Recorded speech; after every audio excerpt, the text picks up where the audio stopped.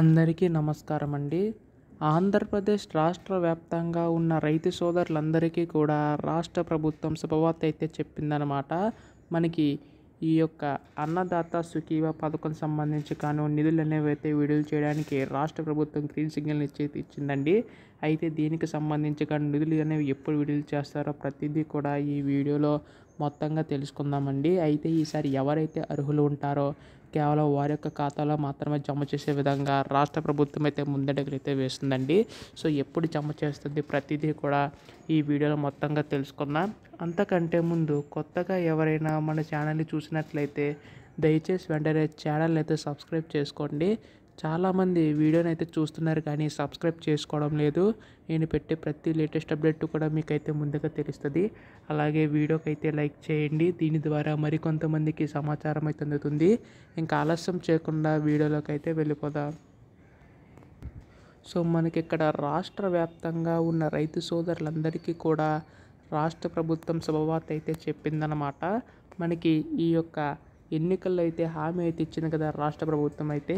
అన్నదాత సుఖీభవ పథకం సంబంధించి మనకి ఏటా 20,000 రూపాయలు అనేవి అయితే విడుదల చేస్తామని తెలిపేసి అయితే అంది కదండి. అందులో మనకి రాష్ట్ర ప్రభుత్వం తరపున చూసుకుంటే 14,000 అనేవి అయితే జమ చేయబోతుందండి. అయితే ఇక్కడ మనకి కేంద్ర ప్రభుత్వం తరపున 6,000 రూపాయలు ఆల్రెడీ జమ చేసింది కదా.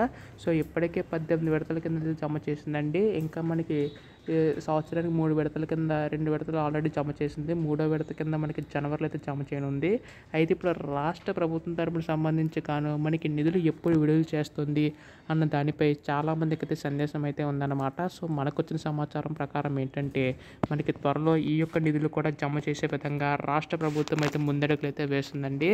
ఇక్కడ మనకి ముఖ్యంగా చూసుకున్నట్లయితే ఈ యొక్క 14,000 అనేవి ఒకేసారి కాకుండా విడతల వారీగా విడుదల చేయనుందండి. ఇక్కడ మనకి ఖరీఫ్ సీజన్కి ఒకసారి, రబీ సీజన్కి ఒకసారి విడుదల చేయనుంది. అంటే ఖరీఫ్ సీజన్కి 7,000 ఒకసారి, అలాగే రబీ సీజన్కి 7,000 ఒకసారి అయితే విడుదల చేయనుంది. సో దీనికి సంబంధించి మొన్న జరిగిన బడ్జెట్ మీటింగ్లో కూడా మనకి 4,500 కోట్లకి నిధులు కేటాయించే అవకాశం ఉన్నట్లుగా రాష్ట్ర ప్రభుత్వం అయితే అంచనా అయితే వేస్తుందన్నమాట. దీన్ని బట్టి చూసుకుంటే మనకి నిధులు అనేవి అయితే త్వరలో అయితే జమ చేసి సో వారి యొక్క ఖాతాలో అయితే జమ చేయనున్నారండి, రైతులందరి ఖాతాల్లో కూడా. అయితే ఇక్కడ మనకి ముఖ్యంగా చూసుకున్నట్లయితే ఈసారి మాత్రం ఎవరైతే అర్హులు ఉంటారో కేవలం వారి యొక్క ఖాతాలో మాత్రం జమ చేయనున్నారు.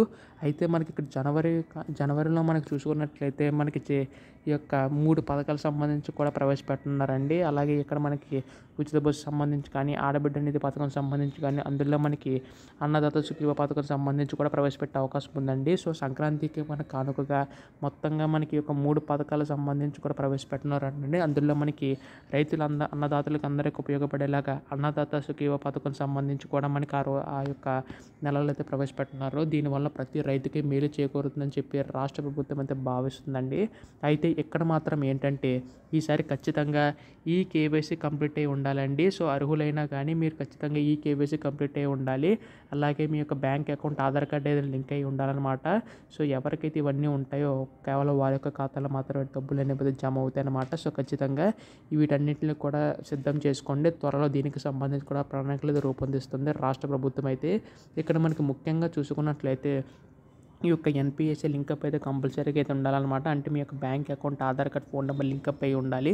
సో ఇవన్నీ ఉంటేనే మీకైతే ఈ యొక్క డబ్బులు అనేవి అయితే పడతాయన్నమాట.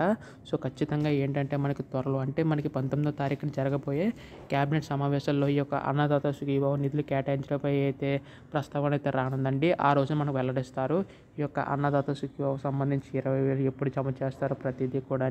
సో దీనిపై మనకి ఏ అధికారిక ప్రకటన వచ్చినా మీరు ముందుగా తెలుసుకోవాలనుకుంటే మీరు చేయవలసిందల్లా ఛానల్ని సబ్స్క్రైబ్ చేసుకోవడం మాత్రమే. ధన్యవాదములు. జై హింద్.